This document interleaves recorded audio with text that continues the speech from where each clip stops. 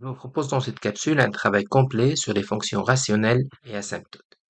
Une finalité très importante pour le pré-bac et bac. Je commence par le cadre. Une fonction rationnelle, c'est juste une fonction qui peut s'écrire sous forme d'un polynôme sur un autre. Un polynôme sur un autre. Le premier polynôme qui se trouve au niveau numérateur aura un degré m, le deuxième aura un degré n. Je prends une série d'exemples. Dans cette série, je suis avec les fonctions rationnelles. Dans cette deuxième série, je suis avec des fonctions rationnelles. Par contre, dans cette troisième série, mes fonctions ne sont plus rationnelles car il y a la présence d'autres fonctions que des fonctions de type polynôme. Sinus d'un polynôme, ce n'est pas un polynôme. Ln d'un polynôme, ce n'est pas un polynôme. L'exponentielle d'un polynôme n'est pas un polynôme. Donc, cette famille-là n'est pas concernée par ce qu'on va expliquer sur les fonctions rationnelles. Deuxième chose, juste le degré. Si je prends par exemple cet exemple, la fonction f1 est composée d'un polynôme de degré 4 sur un polynôme de degré 2. Celui-là, c'est d'un degré 3 sur 2. Si je prends cet exemple, attention, la constante, c'est un degré 0. C'est un polynôme de degré 0. Et bien sûr, le x plus 1 est un polynôme de degré 1. Voilà un jeu de degrés et c'est très important pour la suite. Dans cette famille de fonctions rationnelles, les conditions d'existence vont s'opérer toujours sur la partie dénominateur. Le dénominateur doit être différent de 0. Par exemple, si je prends cet exemple, ça sera x carré moins 1 différent de 0, qui peut se développer puisque c'est un deuxième degré. Je répète, les conditions d'existence pour les fonctions rationnelles vont se trouver toujours au niveau dénominateur qui doit être différent de 0. Je vais chercher maintenant le lien entre la partie asymptote et la partie fonction rationnelle. Je vous propose 4 graphiques. Les 4 représentent des fonctions rationnelles, f1, f2, f3, f4. Et je vous propose quand même d'observer tout ce qui est degré au niveau numérateur et tout ce qui est degré au niveau dénominateur. Première remarque, je vais séparer deux natures. La partie asymptote verticale n'a rien à voir avec la partie asymptote horizontale et asymptote oblique. Si je prends par exemple le premier graphique, je vois bien une AV, AV, AV, AV, AV. Les 4 fonctions, les 4 courbes vont admettre de AV. Je passe maintenant à la partie AH et AO. Sur les 4 graphiques, ça c'est une AO, ça c'est une AH, et ça c'est une AH. Ici, il y a une branche infinie, il n'y a ni AO ni AH. Dans l'absolu, on peut avoir une AH, une asymptote horizontale, on peut avoir une asymptote oblique, ces deux-là sont dans la même famille, et on peut avoir des AV, c'est-à-dire asymptotes verticales. Je m'intéresse maintenant à la partie asymptote verticale, uniquement les asymptotes verticales. Alors, la partie asymptote verticale sera toujours dépendante de votre dénominateur. C'est le dénominateur qui décide. Ça n'a rien à voir avec le numérateur. C'est le dénominateur qui décide. J'ai choisi des exemples avec le même dénominateur, qui est x carré moins 1. Et vous voyez bien que les deux conditions d'existence seront toujours 1 et moins 1. Donc la décision de l'existence, oui ou non, d'une asymptote verticale, ça sera juste les conditions d'existence. Graphiquement, on voit bien le moins 1, 1, le moins 1, 1, moins 1, 1. AV, c'est une histoire de voisinage par rapport à un point. C'est quelque chose de ponctuel. Observons maintenant AH, AO. Je vais éliminer tout de suite ce graphique. Il n'y a ni AH ni AO. Par contre, ici, encore une fois, on a une AO, on a une AH et on a une AH. Gardez en tête, et c'est votre théorie qui sera toujours appelée, sera toujours demandée, pour avoir des AH et des AO, c'est juste le critère de décision, ça sera juste l'écart entre les degrés. Si par exemple, je vous demande d'observer la première fonction, l'écart entre 4 et 2, donc c'est un écart de 2. C'est un écart de 1. C'est un écart de 0. C'est-à-dire le degré au niveau numérateur est le même au niveau dénominateur. Et l'écart ici est de moins 1. C'est-à-dire que le numérateur est inférieur en degré au degré de son dénominateur. Petite synthèse. Si le degré de notre numérateur égale le degré de notre dénominateur plus 2, plus 3, plus 4, on n'aura pas de AO, on n'aura pas de AH. Si le degré de notre numérateur dépasse d'une unité le degré de notre dénominateur, j'insiste, une unité, on aura une AO. Il n'y aura pas d'AH. Si le degré de notre numérateur est identique à notre degré de dénominateur, ça sera une AH. Si le degré de notre numérateur est inférieur à notre degré de notre dénominateur, on aura une AH. Mieux, ça sera toujours Y égale 0. J'insiste. Quand on est avec les fonctions rationnelles, le comportement en plus l'infini et en moins l'infini reste le même. Si on a une AO qui existe, ça sera en plus l'infini et en moins l'infini. Ça sera la même. Même chose. Si on a une AH, ça sera la même chose, plus l'infini en moins l'infini. Moins l'infini plus l'infini. Donc les fonctions rationnelles ont quand même cette propriété très importante. Je m'intéresse maintenant aux équations. C'est très simple. Ici, encore une fois, l'écart dépasse de 2. Ici, on a un écart d'une unité, donc je sais que j'aurai une AO de type AX plus B. Ça sera une droite, bien évidemment. C'est à moi de trouver le A et le B dans un deuxième moment. Attention, ça sera un comportement identique au moins l'infini en plus l'infini. Si le degré de notre numérateur est identique au degré de notre dénominateur, on aura Y, donc une AH, et ça sera Y égale juste le 1 sur 1, ça fait le 1. Si par exemple on a 5 sur 2 ici, ça sera Y égale 5 demi.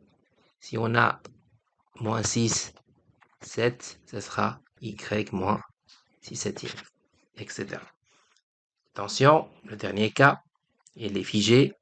Si le degré de notre numérateur est inférieur au degré de notre dénominateur, ça sera toujours une AH avec toujours tout le temps Y égale 0.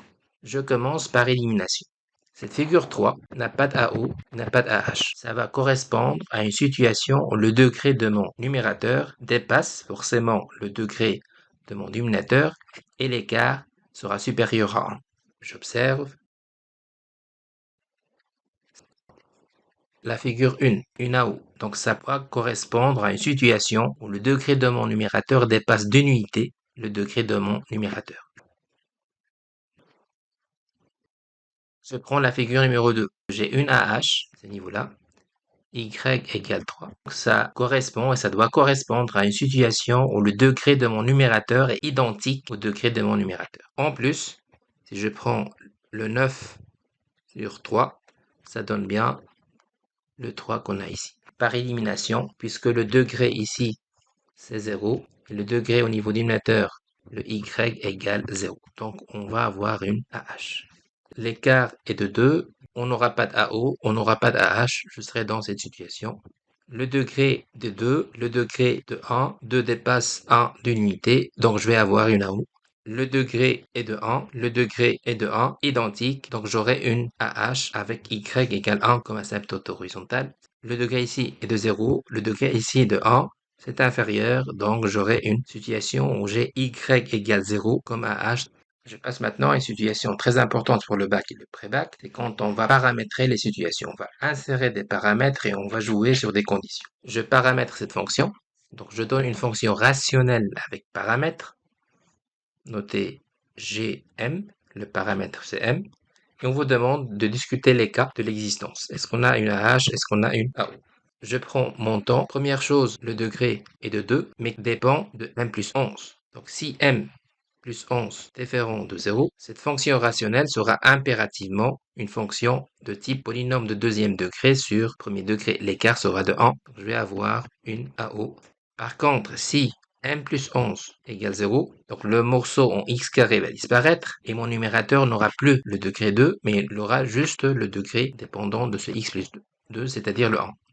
Donc si M, c'est-à-dire le M égale moins 11, cette fonction G11 de x, je remplace M, devient x plus 2.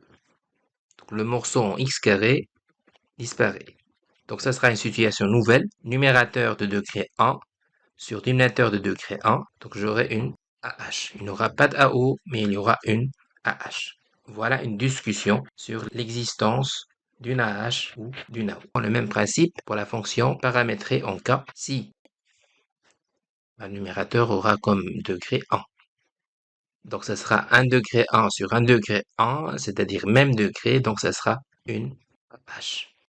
Si k moins 4 égale 0, ça veut dire le k égale 4, bah, ce morceau en x va disparaître et j'aurai quelque chose type G4, je remplace k par 4. Donc ça sera juste le 2 sur x plus 1. Donc je tombe sur un degré 0 associé à cette constante, sur le degré 1 associé à ce x. Donc j'aurai une AH, mieux, il va avoir comme équation y égale 0. Bien sûr, en plus l'infini et en moins l'infini. Je rappelle que pour les fonctions rationnelles, le comportement est le même, en plus l'infini, en moins l'infini. Je prends maintenant une question de synthèse. Je prends deux fonctions rationnelles. La première s'appelle h, la deuxième s'appelle i. Et je vous demande, je commence par l'asymptote verticale. Pour cette partie-là, je rappelle que ça n'a rien à voir avec les numérateurs et ça n'a rien à voir avec ce jeu d'écart de degrés. C'est juste les conditions d'existence.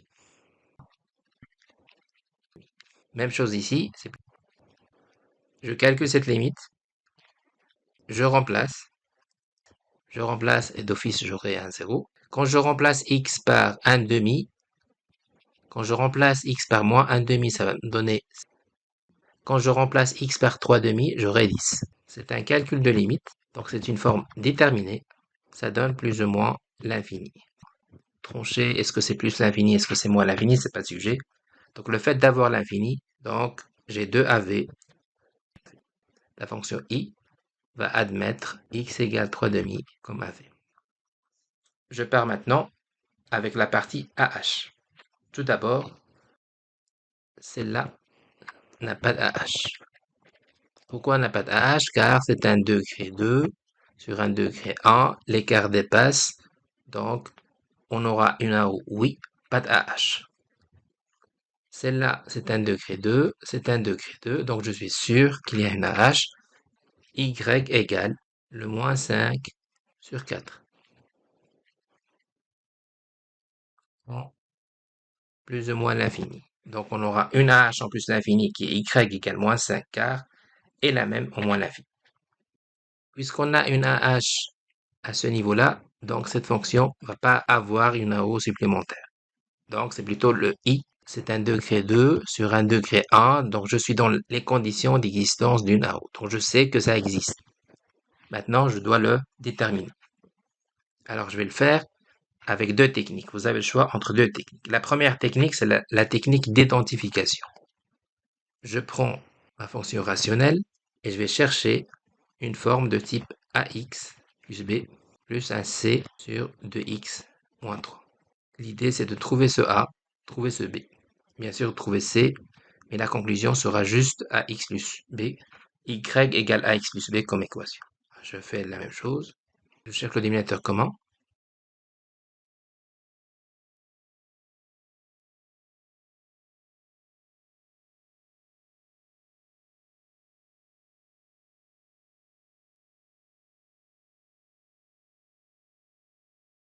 Je gère les termes semblables. Je vais maintenant identifier. Ce 2a va être identifié à 6. Ce 2b moins 3 va être identifié à ce moins 3. Et ce c va être identifié à ce 1. 2b moins 3 et le a on l'a déjà trouvé. Tout ça égale. Et le c par identification égale 1. Conclusion. Y égale 3x plus 3 est une AO en plus l'infini et en moins l'infini. Deuxième technique, c'est la définition générale par rapport à n'importe quelle fonction.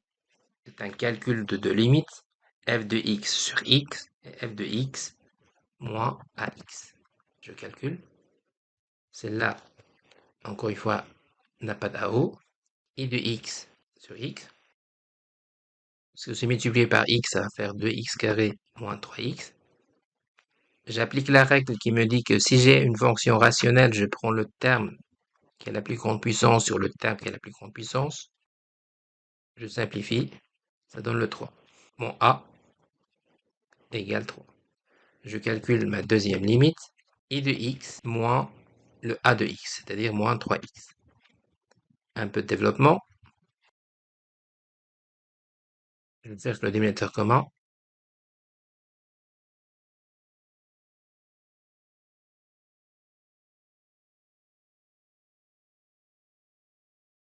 Je développe le calcul, je simplifie, terme semblable, j'applique de nouveau la règle qui me dit si je suis avec une fonction rationnelle pour l'infini, je prends le terme qui a la plus grande puissance sur le terme qui a la plus grande puissance.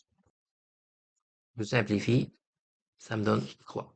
Conclusion, y égale le b fois x plus 3, c'est une AO, en plus l'infini et en moins l'infini, car ma fonction est rationnelle.